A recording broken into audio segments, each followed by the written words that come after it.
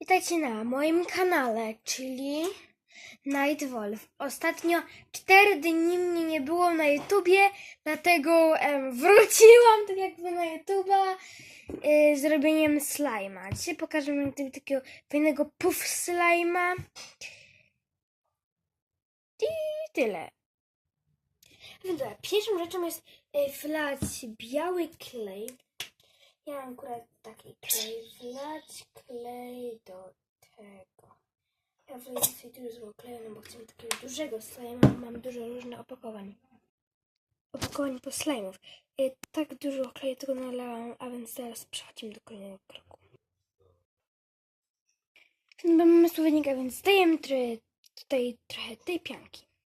Ta pianka trochę się tak rozbrodzialiła, ale teraz dodajemy, teraz to mieszamy po prostu. Ja sobie tak mieszam, a tutaj zapomniałam, że potrzebuję jakiegoś pożytecznego barwnika.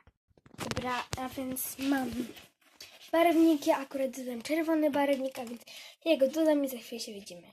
Już go dodam, teraz wymieszam.